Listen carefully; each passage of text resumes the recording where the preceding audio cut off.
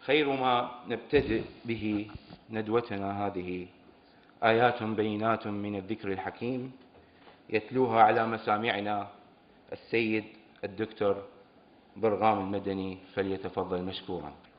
الحضور الأفاضل، مع حفظ الألقاب والمقامات، سلام من الله عليكم ورحمة منه وبركاته.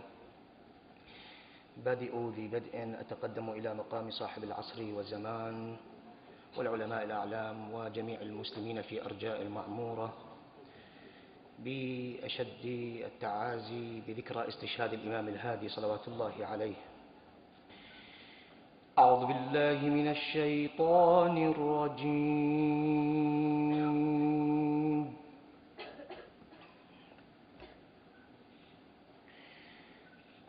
بسم الله الرحمن الرحيم.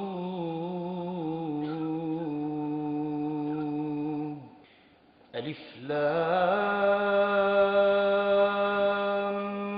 را،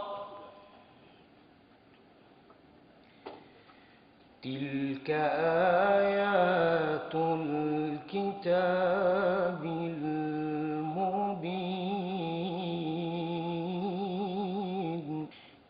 إنا أنزلناه قرآنا عربيا لعلكم تعقلون.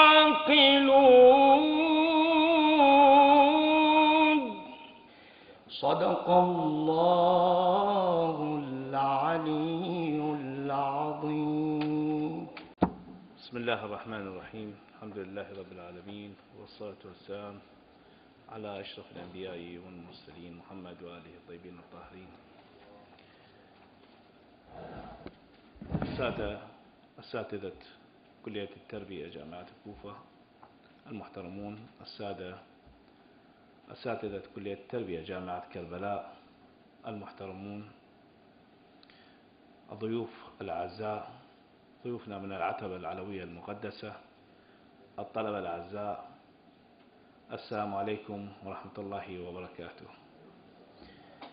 اعتادت كلية التربية أن تقيم الأنشطة العلمية والثقافية ضمن فعاليات مهرجان عام أمير المؤمنين الذي يقام هذا العام، والذي يتزامن مع الذكرى 14 القرنية بمرور هذه المناسبة على استشهاد أمير المؤمنين سلام الله عليه.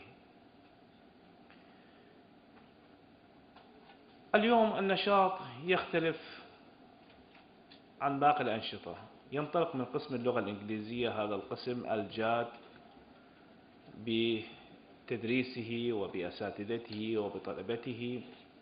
حاول أن يتعاون مع جامعة كربلاء مع كلية التربية للعلوم الإنسانية بإقامة هذا النشاط المعنون اضاءات على اللغة والادب. كنت أتحدث مع الزملاء الآخرين في عمادة كلية التربية، وأنا أطمح أن يكون هذا النشاط يتوج بمؤتمر بالعلوم الإسلامية عن الإمام أمير المؤمنين وفي اللغة الإنجليزية بالتعاون مع جامعات الفرات الأوسط لربما أو الجامعات القريبة منا، ليكون مثابة انطلاق لمؤتمرات لاحقة في اللغة الإنجليزية. اليوم العتبات المقدسة فيها مراكز ترجمة كثيرة جدا، ونحتاج أن نظهر هذه الدراسة الأكاديمية المطوية صفحاتها في داخل أروقة الجامعات، ولربما العتبات المقدسة الآن هي منطلقة إلى العالم ومفتوحة على العالم بأكثر ما يكون، فينبغي التعاون الكامل بين العتبات المقدسة وبين الجامعات العراقية، وخاصة في خصوص اللغة الإنجليزية. العتبات المقدسة اليوم أصبحت لديها مراكز ترجمة، في كل عتبة لديها مركز ترجمة خاص، بإمكاننا استغلال ذلك. نحن نعطي المنهج، نعطي الفكرة، وبإمكانهم أن يوظفون هذه المنهج عبر الوسائل العالمية، حيث لهم سعة اتصال أوسع مما عليه الأستاذ الجامعي. حقيقة أتمنى التوفيق لهذه الندوة العلمية المباركة، وأشكر اللجنة التحضيرية والسادة المعاونين الدكتور نعمة الأسدي والدكتور سامي الذرحاوي على ما يقومون به بالإعدادات وتحضيرات لهذه الندوات. وأشكر أيضا السيدة رئيسة قسم اللغة الإنجليزية وأساتذة قسم اللغة الإنجليزية، حقيقة الذين يواصلون الليل مع النهار في تدريس الطلبة، وأشكركم شكرا كثيرا. Thank you very much, Professor Dr. Ali Haji. Now it's time for the address of the head of the Department of English, Assistant Professor Dr. Wam al-Bayati. Please. Praise be to Allah Almighty, the most gracious and compassionate, and peace and prayer be upon His Prophet Muhammad and his purified progeny. Dear Mr. Dean of the Faculty of Education, Professor Dr. Ali Haji, Mr. Assistant Dean for the Scientific Affairs and Higher Studies, Dr. Na'm al-Asadi, Mr. Assistant Dean for the Legal and Administrative Affairs, Mr. Sami al-Dhabhawi, dear distinguished guests, particularly Dr. Muayyad Umran Chiad, Head of the Department of English in the University of Karbala, and Dr. Akram Al-Silami, Mr. Head of the Department of English in Islamic University, colleagues and students. Peace be upon you all. It is our great pleasure as an organizing committee to welcome you in our third symposium entitled Some Highlights on Linguistics and Literature, which is held in cooperation with the University of Karbala, College of Education for Human Sciences, Department of English. This symposium is actually aiming at providing a platform for discussion and sharing ideas in both linguistics and literature, promoting connections between theory and practice, and explore different perspectives on the application of research findings into practice as far as linguistics and literature are concerned. Also, it aims at providing an opportunity for university instructors to share research and the practices they have done on linguistics and literature. Accordingly, we'd especially like to thank our guests from University of Karbala College of Education for Human Sciences, Department of English.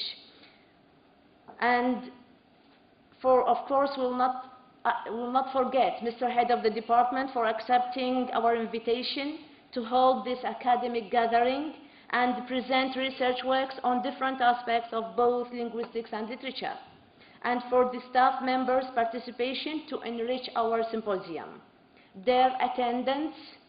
I would also like to thank my dear colleagues in the Department of English for their hard work and seriousness in doing their tasks, as most of the work has done by the organizing committee. A great gratitude is due to Mr. Dean of the Faculty of Education for his invaluable support. Finally, we can say nothing but thanks a lot for your attendance and participation, and we hope that you will thoroughly enjoy the day. Thank you. Thank you very much. In order to begin our activities, I may invite the Chairman, Assistant Professor Dr. Wam again on the stage, and the repertoire, Mr. Majid Hamid, please.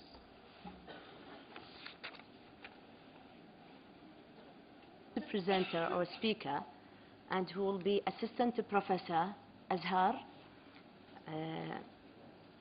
Hassan Salumi. So please, now the stage is yours.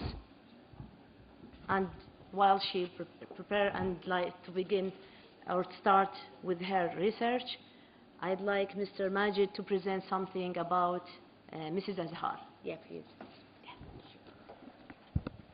Well, hello.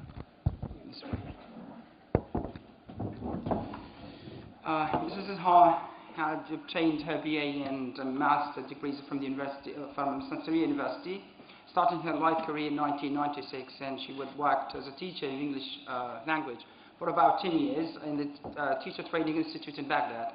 Now she has been working as instructor of English language, University of Karbala. Mrs. Azhar has participated in several workshops in Karbala and Iran, and also attended several conferences held in Karbala, Thailand and Turkey.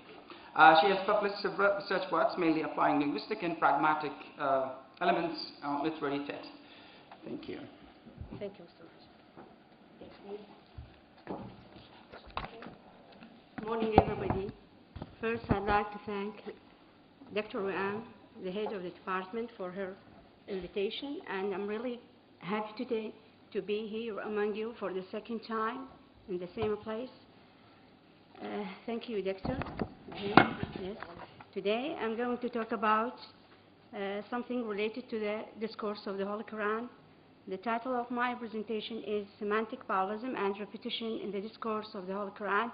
You know that the Book of Allah, the Holy Quran, witnesses prominently the presence of, or the manifestation of various alter rhetorical devices that Allah uses to convey His message to man through His Prophet Muhammad, peace be upon him, and his descendants. Within antithesis, again, antithesis here is more frequent than synonyms one. Of course, within synonymy, we have this close connection. If you see, we have this connection between among the two pairs of antithesis here used here, and both of them carry the denotation to the final and last, al-awwalina wal-akharin, who refers to those first nations who believed in the Prophet Muhammad and those who follow the Prophet Muhammad. I mean, the last nation who follow Muhammad. And here, in fact, there is also an indication to Imam Ali here. Here, you see that he also wants to show how anaphora repetition, for example, and even antithesis shows the Lord exaltation of Imam Ali. So this is my topic. The first thing is the content. I'm going to introduce or to explain something, to say something about the aims, the rationale behind the study, and the data selection and collection, the methodology, and then the construction of Halabja, the Kurds in the two wars. And by the two wars, I mean the Iran-Iraq war and the US-led invasion. And the last one is the construction of Iraqi people in the two wars, the same wars. And the last thing is the concluding remarks. So, as you know, that Iraq have been involved into different wars, like Iran-Iraq war, the Desert Storm, the US-led invasion, the sectarian divide, and the last one was the war on ISIS, and only God knows what's going to be next. The wars I'm going to examine in the US press are the Iran-Iraq war and the US-led invasion. Only these two wars. So reason for that, to show that Saddam has a history of mass murder, to show Saddam's position of chemical weapons, to show that he is capable of any crime and he is not hesitant to use the chemical weapons, to demonize him, and that Halabja incident is used as a precedent argument to justify change in the existing position. Mr. Zia, although I'm not intending to say that he is old, indeed he is younger than me, so just to let you know. Mr. Zia has obtained his BA and master's degree from the College of Education at Baghdad University. Starting his career in 1998, he had delivered lectures at the College of Education at Baghdad University. In 2002, he moved to Libya, where he had worked for about 8 years teaching English in several universities, before he had moved back to Iraq in 2010. Since 2012, Mr. Zia has been working as assistant instructor in the English department at the University of Karbala. He has participated in several workshops in Karbala, Libya. Administratively, Mr. Zia has gained the year's experience of coordinator of BA studies, as well as head of the English department for 3 years at College of Arts, Libya. Please, all yours, sir. Good morning, ladies and gentlemen. Thank you, Dr. Oran. Thank you, Dr. Majid, for the invitation. Our topic today, or my topic today, is literature crossing the Great Divide. The first point I'd like to mention is about the definitions first. Echo, sometimes they refer to it echo as home, or a home refers to the environment. Echo literature might cover so many things, places, animals, birds, and sometimes even natural disasters can be included within the eco-literature. And sometimes we find it hard really to give a definition concerning eco-literature. We have so many works dealing with the environment, and those works can generally fall under the scope of environmental literature, eco-literature, or green studies. Sometimes they call it green studies in the UK, and sometimes they call it eco-literature in the USA. So it depends on the writers, it depends on the scholars, the critics. I mean, they have some differences in the UK or in the USA. We have some terms and concepts I'd like to highlight concerning the eco-literature. The first one is anthropocentrism, and this means that man is able to use nature for his own.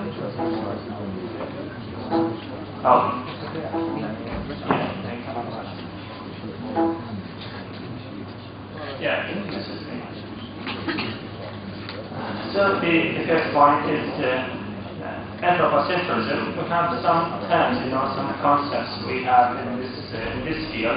Anthropocentrism means that man is. Steve, 17th century English poetry for students of English department, University of Kerala. Also, Mrs. Zina has participated in several workshops in Kerala. She also has several publications in the field of literature. To begin with, I would like to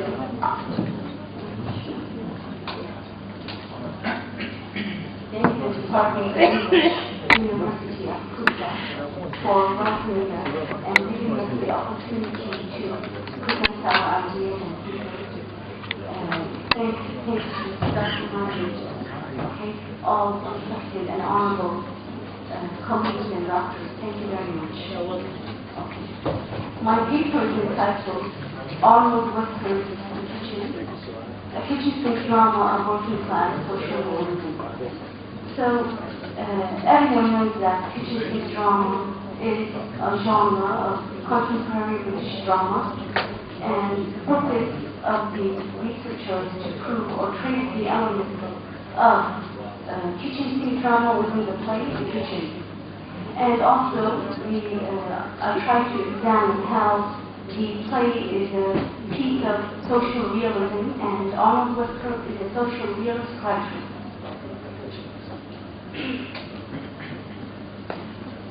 So the first part of my paper presents a historical and cultural background.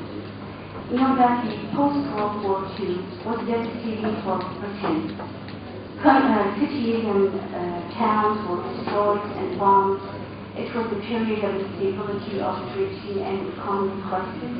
There was food and clothes rationing. And we know that Britain, or the United Kingdom, emerged victorious from the war, but at the same time bankrupt. So the post-war British generation had been influenced by many political, cultural, and social events that caused or led to radical changes in society. We have internal politics and external politics inside the United Kingdom and outside. Concerning the internal politics, we know that the Labour government won the election in 1945 after the defeat of Winston Churchill, and it was Clement Attlee who became the Prime Minister at that time. The Labour government was followed by 13 years of Conservative rule with the Prime Minister Winston Churchill and also Herbert Millman. Okay? So, what happened? The Labour government expanded what is called the welfare state. So what is the welfare state? To your knowledge, it is a state policy in which the state funds the governmental institution. It is based on an equal distribution of wealth, and it provides services, for example, housing, employment, healthcare, education.